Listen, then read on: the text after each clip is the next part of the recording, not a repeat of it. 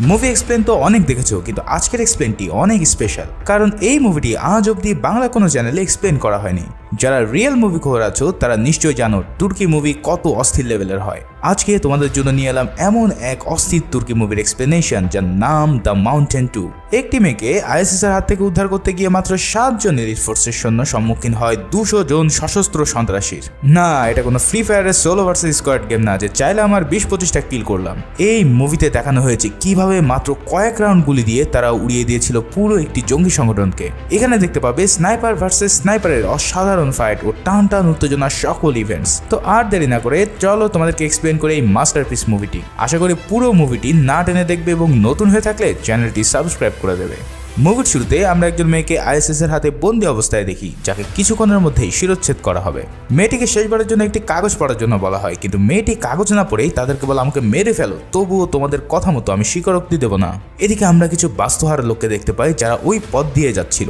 আসলে এরা কোনো সাধারণ কেউ ছিল না, তারা ছিল তুর্কির এক স্পেশাল এলিট ফোর্স। ছদ্মবেশে এখানে এসেছে মেয়েটিকে উদ্ধার করার জন্য। এবার একজন অফিসার দূর থেকে স্নাইপারকে বাতাসের গতি ও দূরত্ব বলে দিলে এক স্নাইপার তার টার্গেট সেট করে নেয়।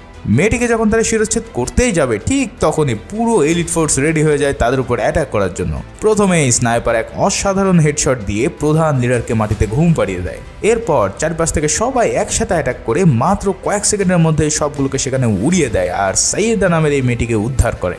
এবার তোমাদেরকে বলি এরা কারা আর এই মেয়েকে কেন তারা উদ্ধার করতে এসেছে। এই তুর্কিশ এলিট ফোর্সের নাম স্টর্ম ব্রিঙ্গার্স। তাদের টিমে মোট 7 জন সোলজার রয়েছে। ইনি হচ্ছে কর্নেল ভেইসেল, টিম লিডার ও অপারেশন প্রধান। গত 20 বছরে তিনি এমন অনেক রেস্কিউ অপারেশন করে বহু মানুষকে বাঁচিয়েছেন। ইনি মাস্টার সার্জেন্ট মুস্তফা, কর্নেল ভেইসেলের খুব প্রিয় এবং কাছের মানুষ। এই ফোর্সের খুব ব্রিলিয়ান্ট এবং কর্নেলের প্রিয় 2 ছাত্রের নাম ওগস ও বেকির। বলতে গেলে এই মিশনের ভেইসেল ও মুস্তফার যদি কোনো রিপ্লেসমেন্ট প্রয়োজন হয় তাহলে বেকির ও ওগসই হচ্ছে তাদের প্রধান ভরসা। আর এই মুভির প্রধান চরিত্র হলো এই ওগস আর বেকির। তারা পুরো ফ্রন্টলাইন এক্সপার্ট এবং সম্মুখ যুদ্ধে তাদের মতন সাহসী যোদ্ধা আর কেউ নেই। এরপর রয়েছে এই টিমের সবচেয়ে শার্প ও নিখুঁত স্নাইপার আরিফ। লক্ষ্য যতই দূরে থাকুক তার এক শটই যথেষ্ট শত্রুর মাথা এফোর ওফোর করে দেওয়ার জন্য। এছাড়াও সে একজন কাব্যিক মানুষ। স্নাইপার চালানোর সময় কবিতা বলে বলে শট নিতে তার বেশি ভালো লাগে। টিমে একজন এক্সপ্লোশন এক্সপার্ট আছে যার নাম সার্জেন্ট বেব্রাস। যে কোনো কিছু দিয়ে বোম বানিয়ে ফেলা এবং হেভি মেশিন গান চালানোতে সে ব্যাপক এক্সপার্ট। আর সর্বশেষে রয়েছে সার্জেন্ট এশরেফ নামের এক ভয়ঙ্কর সোলজার যার হাতে সবসময় শটগান থাকে। এশরেফ খালি হাতে মারামারিতে ব্যাপক এক্সপার্ট। সবার পরিচয় তো হলো, এবার আসি কেন তারা এই মিশনে নেমেছে।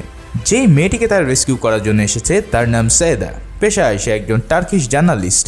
নিউজ কভারের জন্য ইরাক তুর্কির বর্ডারে এসে সে ফেসে যায় আইএসএস-এর হাতে। যেহেতু সে তুর্কি নাগরিক তাই এই এলিট ফোর্সদের পাঠানো হয় তাকে রেস্কিউ করার জন্য। ফলে তাদের মিশন থাকে যে করেই হোক এই সাইয়েদাকে তুর্কিতে নিয়ে আসতে হবে। কিন্তু তাদের এই মিশন হবে একদম কনফিডেন্সিয়াল। অন্য দেশের এরিয়ায় ঢুকে তাদের এই অপারেশন করা লাগবে যেখানে পদে পদে রয়েছে আইএসএস-এর উৎপাত। আর এই পুরো মুভিতে সেই জার্নিটাই তোমরা দেখতে চলেছ। এবার মুভির মূল অংশে আসা যাক। সাইয়েদাকে রেস্কিউ করার পর তাদের প্রধান কাজ থাকে যত তাড়াতাড়ি সম্ভব এই উপত্যকা পার করে ল্যান্ডিং জোনে প্রবেশ করা। সাইয়েদা ছিল একদম সেনাবাহিনী বিদ্বেষী একটা মানুষ। যেহেতু সে মানবাধিকার নিয়ে কাজ করে তাই তার কাছে মনে হয় সেনাবাহিনী শুধুই মানুষকে খুন করে, তাদের মধ্যে মানবাধিকার বলে কোনো শব্দই নেই। সাইয়েদা প্রশ্ন করে এত মানুষ থাকতে আমাকেই কেন তোমার রেস্কিউ করতে হবে। বেকির বলে তুমি আমাদের তুর্কি নাগরিক তাই। সাইয়েদা বলে এখানে তো আরো অনেক লোক আছে, তারা কোন দেশে সেটা তো বড় কথা না, তাদের বাঁচানো একজন সেনাবাহিনীর কাজ। কিন্তু কর্নেল জানায় এখানে তাদের অন্য দেশের মানুষের প্রতি আবেগ বা দায়িত্ব নেই, তারা শুধু নিজেদের দেশের মানুষকে সুরক্ষা দেওয়ার কাজে নিয়োজিত। এই সব শুনে সাইয়েদা সেখান থেকে রাগ করে নিজেই চলে যাওয়ার সিদ্ধান্ত নেয়, কিন্তু টিম তাকে এক প্রকার জোর করেই সাথে নিয়ে আসে। পুরো টিম এগিয়ে চলে নেকড়েদের মতন বলয় তৈরি করে। সামনে থাকে অতন্ত প্রহরী বেকির এবং ওগস, আর একদম মাঝে সাইয়েদাকে নিয়ে তারা পাড়ি দিতে থাকে উর্বর মরুর পথ। যেতে যেতে বেকির বলে আমাদের ভাগ্য যেখানেই যায় একসাথেই যায়। আসলে বেকির ও ওগস ছিল খুব ভালো বন্ধু। তারা কিভাবে এই মিশন এসেছে এখানে তার ফ্ল্যাশব্যাক দেখানো হয়। ফ্ল্যাশব্যাক আমরা দেখতে পাই ওগস আর বেকির একটি রেস্টুরেন্টে খাওয়ার সময় বলতে থাকে আমাদের কমান্ডার কারিম আমাদের বাঁচাতে গিয়ে প্রাণ দিয়েছিল, তাই আমাদের উচিত উনার মতো নিবেদিত প্রাণ হয়ে তুর্কিবাসীর সেবা করা। আসলে বেকির ও ওগস এর আগে নন কমিশন অফিসার ছিল, তাই তারা স্পেশাল ফোর্সে যোগ দিতে চায়। আগের মিশনে বেকির তার পায়ে আঘাত পায় এবং ওগস তার কাঁধে আঘাতের কারণে সেখানে স্টিলের পাত বসানো ছিল। এসব দেখে সিলকরা তাদের নিতে চায় না, বলে এমন খোড়া সৈন্য নিলে বাকিরা বিপদে পড়বে। তখন সেখানে কর্নেল ভেইসেলকে আমরা দেখতে পাই। তিনি বলেন, আমি যদি তোমাদের স্থানে থাকতাম তাহলে নিজের জীবন বিলিয়ে দিয়ে হলেও কেমানের জীবন রক্ষা করতাম, আর না হয় তার প্রতিশোধ নেওয়ার জন্য লড়তাম। বেকের বলে, আমরা সেটাই করতে চাইছি, আর আমরা চাই আমাদের কমান্ডারের হত্যার প্রতিশোধ নিতে। কর্নেল তখন জানায়, তোমাদেরকে সুযোগ দিলাম, তবে মনে রেখো এই ট্রেনিং হবে নরকের মতন কঠিন ও নির্দয়। এরপর দেখা যায় কর্নেল 200 সোলজারের মধ্যে থেকে 20 জনকে সিলেক্ট করছে। কর্নেল সেখানে বলে, তোমরা যদি কেউ নাম কামানোর জন্য এখানে আসো তাহলে এই ফোর্স তোমাদের জন্য না। এখানে কেউ তোমাদের মনে রাখবে না, কোনো নিউজ পেপারে জীবনেও তোমাদের নাম লেখা হবে না, কেউ জানবে না তোমাদের জয় বা পরাজয়ের কথা। আর এখান থেকে তোমরা সেদিনে বের হতে পারবে যেদিন তোমাদের শেষ নিঃশ্বাস ত্যাগ করবে। তোমার সামনে পিছনে তোমার সহযোদ্ধারা থাকবে, মরলেও একসাথে, বাঁচলেও একসাথে। একজন মরবে তো 1000 জন জন্মাবে। এই ছবির এই সব ডায়লগগুলো একদম লোম খাড়া করে দেওয়ার মতন। কর্নেল এবার বেকির ও ওগসকে সেই 20 জনের মধ্যে থেকে সিলেক্ট করে। এরপর দেখা যায় ওগস আর বেকিরের কঠিন থেকে কঠিনতর ট্রেনিং শুরু হয়েছে। বেকিরের পায়ে বড় আঘাত ছিল, তাও কমান্ডার তাকে বলে, আমি এই ব্যথা দেখব না, তোমার পা নষ্ট নাকি নাই সেটা আমার কাছে বড় ব্যাপার না, আমি শুধু জানি তোমাকে 1 মিনিটের মধ্যে এখানে ফিরে আসতে হবে। তোমার শরীর তোমাকে বলবে আমি আর পারছি না, কিন্তু তোমার ব্রেনকে তুমি কন্ট্রোল করবে, তার সর্বোচ্চ শক্তি তোমাকে বের করতে হবে। কিন্তু বেকির এই মারাত্মক পা নিয়ে অনেক ধীরে আসতে থাকে। তখন কমান্ডার বলে, যদি তুমি 30 সেকেন্ডের মধ্যে এখানে না আসতে পারো বেকির, তাহলে তোমার সাথে তোমার বন্ধুকেও আমি এই মিশন থেকে বাদ দিয়ে দেবো। এটা শুনে বেকির তার প্রাণ দিয়ে দৌড়াতে থাকে এবং একদম শেষে তার সব ব্যথা ভুলে গিয়ে সময় মতো হাজির হয়। তাদের এই কঠিন ট্রেনিং তো কেবলই শুরু। এরপর তাদের পানের মধ্যে একটি স্পঞ্জ দিয়ে রেখে দেওয়া হয়, আর বলা হয় সকালে চেক করে যদি কারো স্পঞ্জে 1 ফোঁটা পানিও দেখা যায় তাহলে তাকে বাদ দিয়ে দেওয়া হবে। কঠিন শীতল রাত তারা পুরো এভাবে পার করে দেয়। তাদের হাত বেঁধে উপর থেকে পানিতে ফেলে দেওয়া হয় যাতে কঠিন পরিস্থিতিতেও তারা সর্বোচ্চ দিতে পারে। আর এরপরেই তাদের সবচেয়ে ভয়াবহ টেস্ট করা হয়। সবাইকে 3-4 দিন কোনো রকম খাওয়া দাওয়া ছাড়া হাত পা বেঁধে রাখা হয়। সবাইকে বলা হয় আজ পোলাও, কোরমা, ভেড়ার মাংস রান্না করা হয়েছে, তবে এটা সেই পাবে যে তোমার হাতে থাকা নাম আমাদের টর্চার সহ্য করতে না পেরে বলে দেবে। তখন অফিসাররা তাদের পানি আর তোয়ালে দিয়ে 3rd ডিগ্রি টর্চার করতে থাকে। বলা হয়ে থাকে এই টর্চার কোনো সাধারণ মানুষের পক্ষে সহ্য করা সম্ভব না। বেকারকে যখন থেরাপি দেওয়ার জন্য অফিসার আসে তখন সে বলে, স্যার আমি কিন্তু আপনাকে অভিশাপ দেব। এই কথা শুনে অফিসার আরও বেশি টর্চার করা শুরু করে দেয়, কিন্তু বেকের কোনোভাবেই নাম বলে না। শেষে কষ্ট সহ্য করতে না পেরে বেকের গান গাওয়া শুরু করে দেয়। ওগসের পালা আসলে সে খুব স্বাভাবিকভাবে ট্রেনিংটি পার করতে থাকে এবং অন্যদের চেয়ে অনেক বেশি সময় ধরে টর্চার নিতে থাকে। এটা দেখে কর্নেল বলে, এই ছেলে একটা পুরাই আগুন, সে কখনোই শত্রুদের কাছে মাথা নত করবে না। আমরা একটা ডায়মন্ড পেয়েছি আমাদের টিমে। বুঝতে পারছো যে তাদেরকে কি কঠোর ট্রেনিং করিয়ে এই টিম গঠন করা হয়েছে। এবার গল্পের বর্তমানে ফিরে আসি। মরুভূমিতে তাদের দল এক জায়গায় অনেকগুলো তরতাজা লাশ দেখতে পায় যাদেরকে মাত্র কয়েক ঘন্টা আগে হত্যা করা হয়েছিল। সেখানে বড় থেকে ছোট কাউকে ছাড় দেওয়া হয়নি। সাইয়েদা সব দেখে অনেক কষ্ট পেতে থাকে আর ছবি তুলে নেয়। তখন আরিফ বলে, আইএসএস এর একটি বহর এই দিকেই আসছে। এই নির্মম হত্যা দেখে কর্নেল এবার তার দেশের ট্যাঙ্ক বহরকে লোকেশন জানিয়ে দিয়ে বলে, আমি সিগন্যাল দিলেই ফায়ার করবে। এই বলে তার একটি ফেক রেডিও সিগন্যাল সেখানে রেখে দিয়ে দূরে সরে পড়ে। আইএসএস এর সন্ত্রাসীরা সেখানে উপস্থিত হওয়ার সাথে সাথে কর্নেল ফায়ার করার জন্য নির্দেশ দেয়, আর 3টা ট্যাঙ্ক একসাথে ফায়ার করে ওই পুরো বাহিনীকে নিমিষেই মাটি বানিয়ে দেয়। তারপরেও 2 জন পাপিষ্ট জঙ্গি বেঁচে গেলে এবার আরিফ তার M8 দিয়ে সোজা হেডশট বসিয়ে দেয় আর অন্যটিকে বডি শট দিয়ে কেচ্চা খতম করে। এই ধরনের হামলা দেখার পর কর্নেল বুঝতে পারে আশেপাশে বড় কোনো ধরনের ঝামেলা হচ্ছে। তাই হেডকোয়ার্টারকে কল দিলে হেডকোয়ার্টার জানায় যত দ্রুত সম্ভব নিজ এলাকায় যেন তারা চলে আসে, কারণ উত্তর কুদ্দিতে প্রায় 1000 খানেক লোক জড়ো হয়েছে সীমান্ত বন্ধ করে দেওয়ার জন্য। তাই পুরো টিম আবারও পথ চলতে শুরু করে। রাতে এক স্থানে পৌঁছালে সবাই দেখতে পায় সেখানে একটি জঙ্গি ঘাঁটি রয়েছে যা তারা উড়িয়ে দেওয়ার জন্য প্রস্তুতি নিচ্ছে। সেই সময় পুরো টিম তাদের রাইফেলের সাইলেন্সার লাগিয়ে নিয়ে তাদের উপরে অ্যাটাক করে। সেখানে তারা একটি টাইম বোমা সেট করে রাখে। সন্ত্রাসীদের তৈরি সে টাইম বোমাটিকে এবার বেবাস ডিফিউজ করার কাজে নেমে পড়ে আর অন্যরা ফাইট করতে থাকে। ঠিক সেই সময় একজন ওগসের উপর হামলা চালায়, কিন্তু ঠিক সময়ে এসরেফ সেখানে এসে তাকে বাঁচিয়ে নেয়। সেই সাথে তারা খুব সময় মতন বোমটি ডিফিউজ করতে সক্ষম হয়। এদিকে সকালবেলা ও সাইয়েদাকে কিভাবে গান চালাতে হয় তা শেখাতে থাকে, কারণ এখানে সবাই কোনো না কোনোভাবেই হেল্প করা প্রয়োজন। তখন সাইয়েদা ওগসকে বলে, আচ্ছা তোমরা যখন কাউকে হত্যা করো তোমরা কেমন ফিল করো? ওগস বলে, এটা কোনো ফিলের বিষয় না, ওটা মনে একটা দাগ তৈরি করে। নিজের মানুষ মরে গেলেই কেবল সেই দাগের অস্তিত্ব পাওয়া যায়। এরপর তারা আরও সামনে আগালে একটা উপত্যকার কাছে এসে পড়ে। সেখানে কর্নেল দূরবীন দিয়ে দেখতে পায় দূরে সন্ত্রাসীরা একটি মেয়েকে অর্ধনগ্নভাবে বেঁধে রেখে টর্চার করছে। এছাড়াও সেখানে একটি বাচ্চা মেয়ে অজ্ঞান অবস্থায় পড়েছিল। এখানে এটা তাদের মিশন না, কিন্তু এমন ভয়ানক চিৎকার শুনে কেউই আর নিজেদেরকে স্থির রাখতে পারে না। তাই সবাই সিদ্ধান্ত নেয় সব জঞ্জাল ছেটে ফেলে তবেই তারা সামনে আগাবে।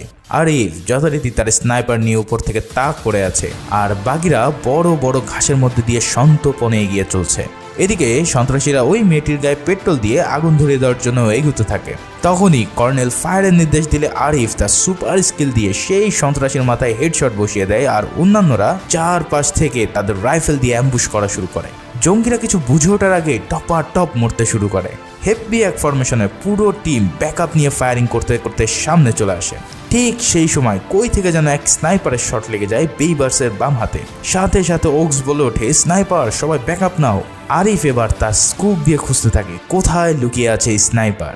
একটু পরেই আরিফ সেই স্নাইপারকে ডিটেক্ট করতে পারে। ততক্ষণে ওই স্নাইপার তার SVD ড্রাগন অফ দিয়ে আরিফকে লক্ষ্য করে শুট করে।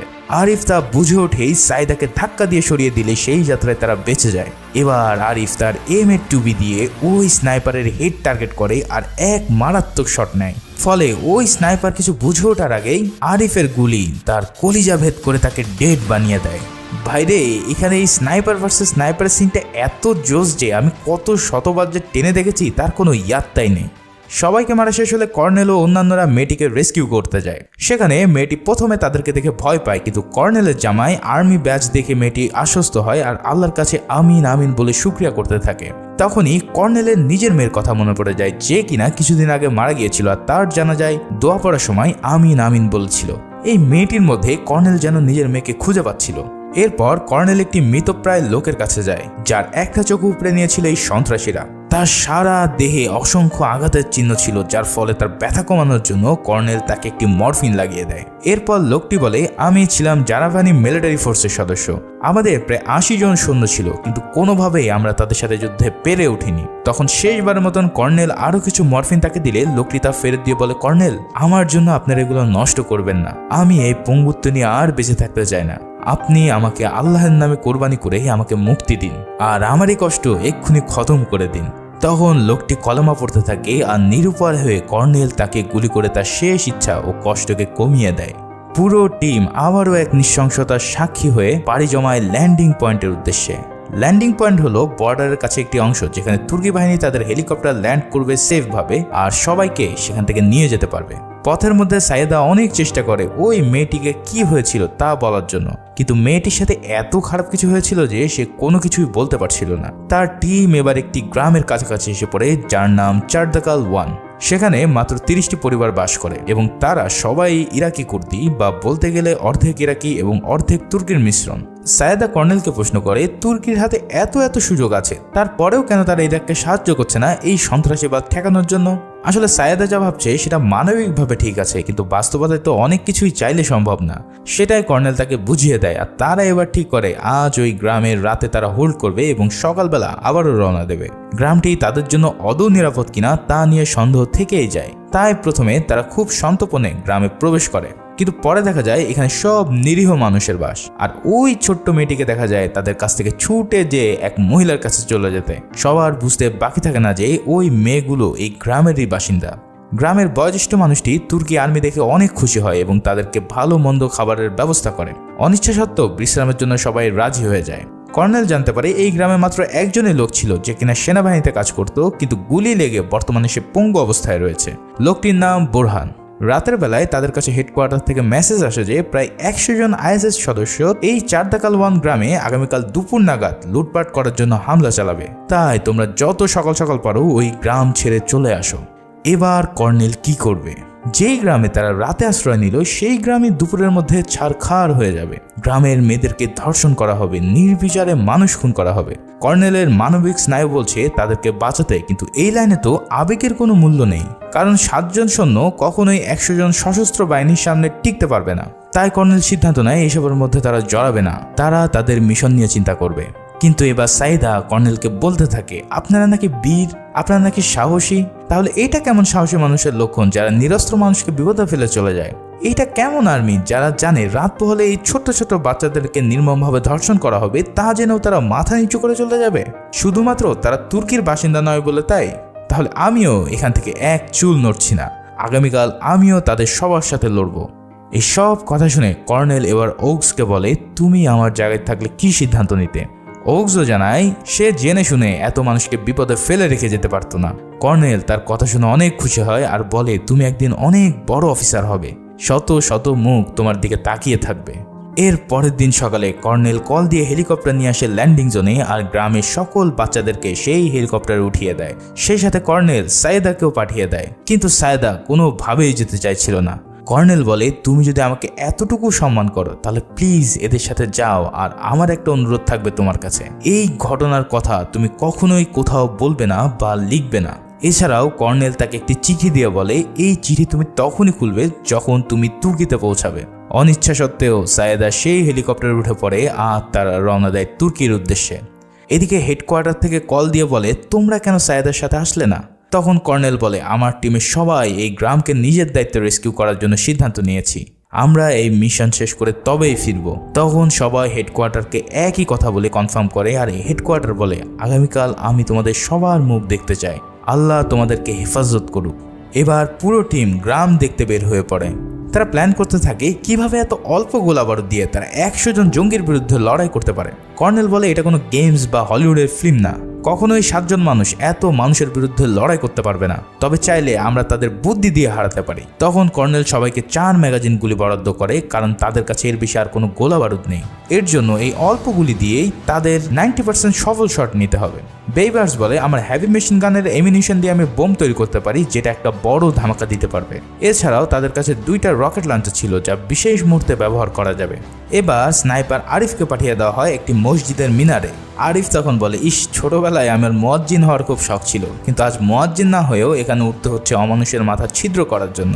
কর্নেল জানায়, আমাদের সবাইকে বিভিন্ন জোন কভার করতে হবে, কারণ একদিক থেকে প্রেশার আসলে অন্য দিক থেকে যাতে ফায়ার ব্যাক করা যায়।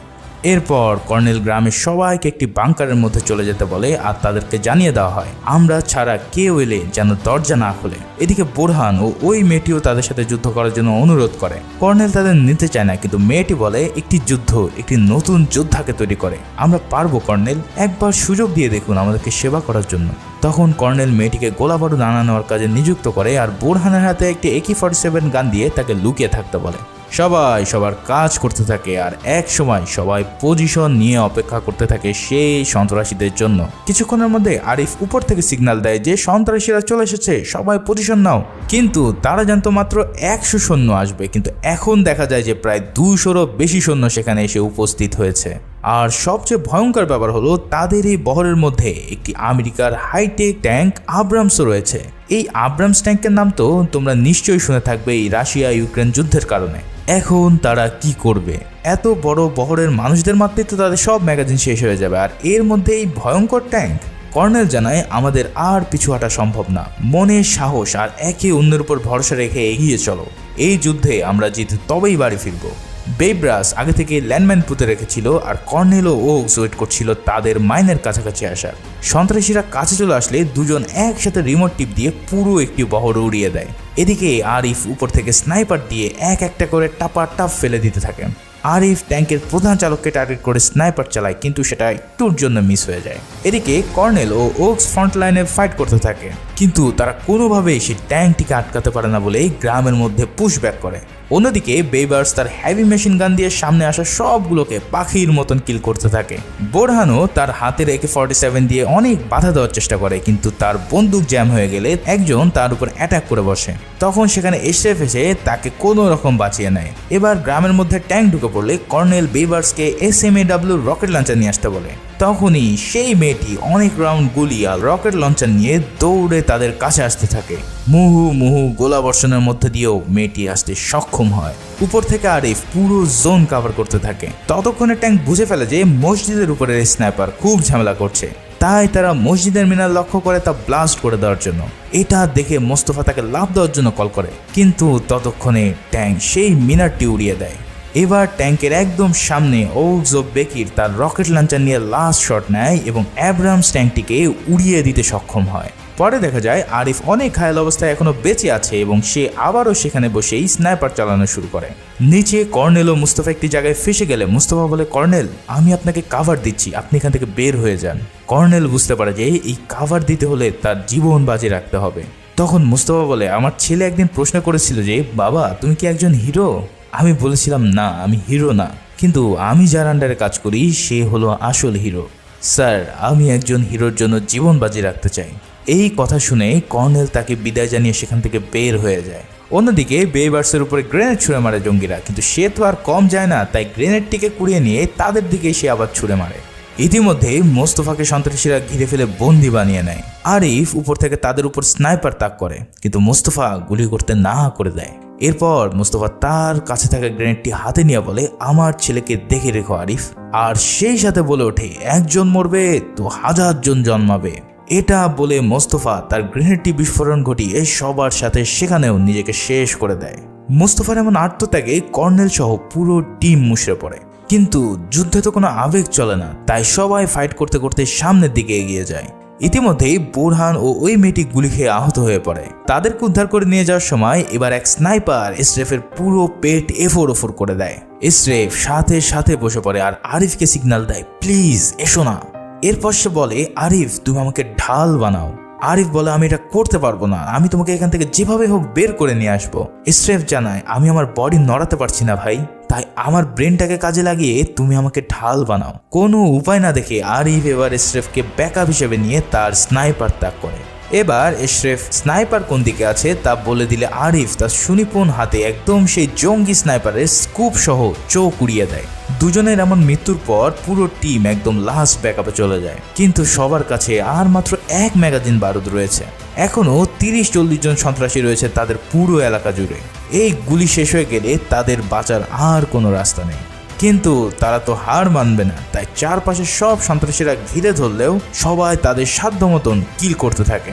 এদিকে কর্নেল দেখতে পায় এক আত্মঘাতী বোমা হামলাকারী তার কাছে আসছে পুরো টিমকে উড়িয়ে দিতে। কর্নেলের কাছে রয়েছে মাত্র 1 রাউন্ড গুলি, আর সেটা শুট করতেই অন্য এক সৈন্য এসে ওই বোমারুকে বাঁচিয়ে নেয়। আর কোনো উপায় না দেখে কর্নেল এবার তাকে ধরার জন্য নিজেই দৌড় দেয়। একদম কাছে এসেই কর্নেল তার হাত চেপে ধরে যাতে সে বোম ট্রিগার করতে না পারে। তখন অন্য এক সন্ত্রাসী পিছন থেকে গুলি করলে কর্নেলও গুলিবিদ্ধ হয়ে সেখানে পড়ে যায়। ওগস, বেকির, আরিফ, বোরহান সবাই এই দৃশ্য দেখে নিজেদের সকল শক্তি ব্যবহার করে পুরো জঙ্গি টিমকে সাফ করতে সক্ষম হয় আর কর্নেলের কাছে গিয়ে তাকে উদ্ধার করে। কিন্তু ইতিমধ্যে কর্নেল বুঝে গিয়েছে যে এখান থেকে তার আর ফেরা সম্ভব না, তাই সবাইকে উদ্দেশ্য করে কর্নেল বলতে থাকে, আমাদের সুন্দর মুহূর্তগুলোর কথা মনে রেখো। বেকির, ওগস, তোমাদের দিকে পুরো জাতি তাকিয়ে থাকবে, তাদেরকে কখনো নিরাশ করো না। তোমাদের জন্য আজ আমি শান্তিতে যেতে পারছি, কারণ আমরা এই গ্রামের মানুষদের রক্ষা করতে পেরেছি। এই বলে কর্নেল ফেইসাল শেষবারের মতন তার 2 চোখ বন্ধ করে মৃত্যুকে আলিঙ্গন করে। সবাই মুস্তফা, এশরেফ ও কর্নেলের আত্মত্যাগে শোকে মুহ্যমান হয়ে পড়ে। আসলে যুদ্ধ মানে বড় কিছু পাওয়ার আশায় নিজের অনেক কিছু বিসর্জন দেওয়া। এবার ফ্ল্যাশব্যাকে দেখানো হয় এই মিশন শুরুর সম্পর্কে। এখানে আমরা জানতে পারি যে মেয়েটিকে তারা উদ্ধার করতে এসেছিল সে ছিল ঘোর আর্মি বিরোধী একজন জার্নালিস্ট। ওকস তখন বলে, সে যখন আমাদেরকে ঘৃণাই করে তাহলে কেন তাকে আমরা উদ্ধার করতে যাব। কর্নেল তখন জানিয়েছিল, আমাদের দেশের জনগণ আমাকে যদি ঘৃণাও করে তাও আমার কর্তব্য তাদেরকে সুরক্ষা দেওয়া।